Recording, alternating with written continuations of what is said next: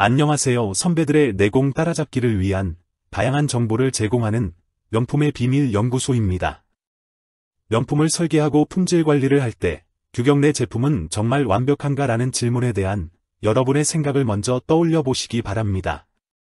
이 질문에 대한 답이 오늘 여러분의 비즈니스와 품질 관리의 미래를 바꿀 수 있습니다. 커피 한 잔을 주문했을 때 바리스타는 목표 값인 정확한 온도로 커피를 만들어야 합니다. 예를 들어 규격 범위가 70도에서 80도라고 가정할 때 그 범위 안에만 있으면 괜찮을까요? 71도의 미지근한 커피와 79도의 뜨거운 커피는 맛의 차이가 크죠. 고객은 75도라는 목표에 가까운 커피를 원합니다. 오늘 우리는 규격 내 합격률 100%를 달성한 미국 공장에서 생산된 TV와 미세한 불량률이 있었지만 단위당 품질 손실 비용이 3분의 1이나 적었던 일본 공장 TV 사례를 통해 다구치 방법이 품질 혁신에 어떻게 성공을 이끌었는지, 그리고 여러분의 프로젝트에 어떻게 적용할 수 있는지까지 구체적으로 알아볼 것입니다. 먼저 다구치 손실함수의 근본 원리가 무엇인지 알아보겠습니다. 다구치 손실함수는 다음과 같은 식품의 품질과 유통기한을 비교하는 것으로 쉽게 이해할 수 있습니다. 예를 들어 마트에서 바나나를 사면 먹기에 가장 좋은 날짜로서 구입 후 목표 날짜가 5일차라고 하였다면 이 목표 날짜는 바나나의 맛이 가장 좋은 날짜이며 고객 만족을 최대화하는 날짜입니다.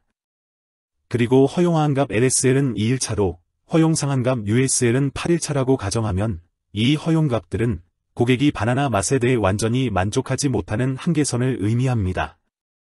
그러므로 1일차와 9일차는 고객이 완전 불만족하는 영역이라고 가정할 수 있습니다. 일본의 통계학자 다구치 박사는 규격 한도 내에서 변동이 증가할 때 고객 불만이 기하급수적으로 증가하는 모습을 왼쪽과 같은 그래픽으로 표현하였습니다. 허용한계선 범위에 들어간 바나나의 맛이 중심 목표값에서 벗어날수록 바나나의 신선도와 맛이 달라지는 것을 관찰할 수 있습니다. 전통적인 품질 관리에서 품질은 종종 합격과 불합격이라는 이분법적 사고방식에 의해 정의됩니다. 제품의 특정 특성치가 설계된 허용 한계 내에만 존재하면 모두 동등한 품질을 가진 합격품으로 간주합니다. 예를 들어 허용 한계가 29.8에서 30.2 사이인 경우 측정값이 29.9인 제품과 30.1인 제품은 모두 합격이며 품질 측면에서 동일한 가치를 가진다고 판단합니다.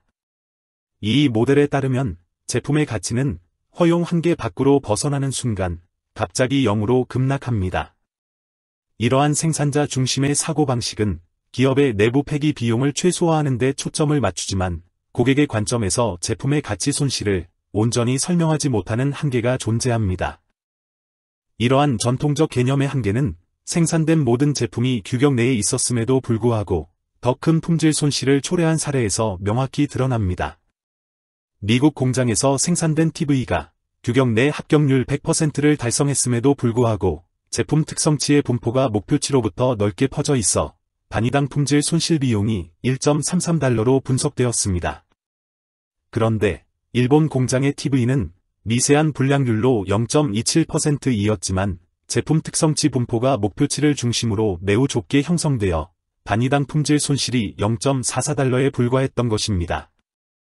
이는 단순히 규격을 만족시키는 것만으로는 진정한 품질을 보장할 수 없으며 불량이 전혀 없는 공정조차도 더 큰 손실을 초래할 수 있다는 점을 시사합니다.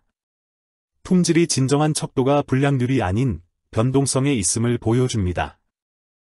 다구치 손실함수는 제품이 출하된 시점부터 사회에 끼치는 모든 손실을 정량적으로 표현하기 위한 도구입니다. 여기서 손실은 단순히 생산 비용이나 수리 비용에 국한되지 않고 제품의 성능 변동성으로 인해 발생하는 모든 부작용을 포괄합니다. 이 손실은 고객의 불만, 기업의 명성 하락, 보증 비용 증가 등 정량화하기 어려운 잠재적 비용까지 포함하는 광범위한 개념입니다. 다구치 손실함수는 이러한 현실을 반영하여 제품 특성치가 목표치로부터 멀어질수록 손실이 비선형적으로 특히 2차 함수 형태로 급격히 증가한다는 철학을 담고 있습니다. 이번에는 2차 함수형 손실함수가 무엇인지 살펴보겠습니다.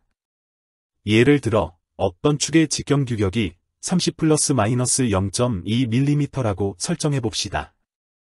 만일 규격을 벗어나면 폐기되어야 하고 그 비용은 $5라고 가정해 보겠습니다. 이 경우 2차형 손실함수는 다음과 같은 공식으로 나타낼 수 있습니다. 다구치 손실함수의 가장 일반적인 형태는 바로 이 2차 함수형 손실함수입니다. 여기서 LY는 품질 특성치 Y에 해당하는 손실 비용, 즉 $5가 됩니다. 또한 K는 비용에 의해 결정되는 비례 상수인 품질 손실 계수입니다. 품질 손실 계수 K는 주어진 전제로부터 다음과 같이 K를 구하는 수식으로 변환한 다음 값을 적용하면 125로 구해집니다. 여기서 Y는 길이, 무게, 색상 밀도 등을 나타내는 제품의 품질 특성치입니다. 여기서는 30 ± 0.2입니다. M은 품질 특성치의 목표치로서 여기서는 공칭값인 30입니다. 포물선 아래 면적이 손실 비용을 의미하는 이유를 살펴보겠습니다. 손실 함수 공식은 특정 품질 특성치 Y를 가진 단일 제품에 대한 손실을 나타냅니다. 실제 제조 공정에서는 동일한 특성치를 가진 제품이 무한히 많이 생산되며 이들의 특성치는 통계적 분포를 이룹니다. 따라서 특정 구간 A에서 B까지에 속하는 모든 제품의 총 누적 손실을 계산하기 위해서는 해당 구간에 존재하는 모든 제품의 손실을 합산해야 합니다. 그러므로 연속 변수 Y에 대한 합산은 정적분으로 표현됩니다. 따라서 손실 함수 그래프의 특정 구간 아래 면적은 해당 구간에 속하는 모든 제품의 손실을 더한 값, 즉 총 누적 손실 비용을 의미합니다. 따라서 포물선 아래 면적이 손실 비용이라는 직관적 이해는 바로 이러한 수학적, 개념적 배경을 정확히 파악한 것입니다. 총 손실 비용은 주어진 손실 함수를 특정 구간 A에서 B에 대해 다음 수식과 같이 정적분하여 계산할 수 있습니다. 이 적분을 계산하기 위해 치환적분법을 적용할 수 있는데 U는 Y-30으로 치환하면 DU는 DY가 됩니다. 앞의 수식에 치환된 값을 적용하면 다음과 같은 간단한 수식으로 정리할 수 있습니다. 앞에서 구한 식을 이용하여 LSL 29.8에서 목표값 30 구간의 손실 계산부터 해보겠습니다. 적분 계산식에 다음과 같이 값을 대입하면 결과값은 0.33333으로 구해집니다. 같은 방법으로 목표값 30에서 USL 30.2 구간의 손실 계산 결과도 같은 값인 0.33333으로 구해집니다. 다음은 엑셀을 통해 위에서 도출한 정적분의 최종적인 결과식을 활용하여 손실 비용을 다음과 같이 정확하게 계산할 수 있습니다.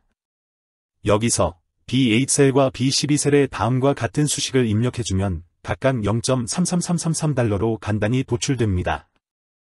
그런 다음 총손실 비용은 목표값을 중심으로 좌우에 분포하고 있으므로 B13셀에 위에서 구한 두 값을 더해주면 총손실 비용은 0.66667달러가 됩니다.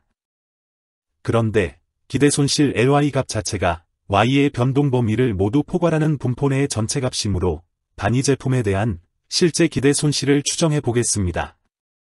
즉, 단일 제품의 손실은 다음 공식으로 계산되지만 실제 제조 공정에서는 수많은 제품이 생산되며 이들의 특성치 Y는 고정된 값이 아니라 통계적 분포를 따르는 확률 변수입니다. 전체 공정의 품질 수준을 평가하기 위해서는 개별 제품의 손실을 합산하는 것이 아니라 공정의 통계적 특성을 반영한 평균적인 손실, 기대 손실을 계산해야 합니다. 기대 손실 EL은 공정에서 생산되는 제품 한 단위당 예상되는 평균 손실 비용을 의미합니다. 기대 손실 EL은 공정의 평균과 분산에 직접적으로 연결되며 EL은 다음 공식으로 정의됩니다. 실제 공정의 평균이 30.05, 표준 편차가 0.05인 경우 기대 손실은 다음과 같이 추정할 수 있습니다. B16셀에 다음 수식을 입력하면 제품 한 개당 기대 손실 비용은 0.625달러로 구해집니다. 단위 기대 손실은 공정 분산에 의한 기대 손실 0.3125달러와 목표값에서 벗어난 공정 평균에 의한 0.3125달러로 구성되어 있음을 알 수 있습니다. 여기서 동일한 제품 1만 개를 생산할 경우에 전체 기대 손실은 6,250달러가 됩니다. 예를 들어 품질 개선 프로젝트를 할 때 공정의 평균을 목표치에 맞추는 노력만으로도 총 기대 손실을 절반 3,125달러로 줄일 수 있음을 알 수 있습니다.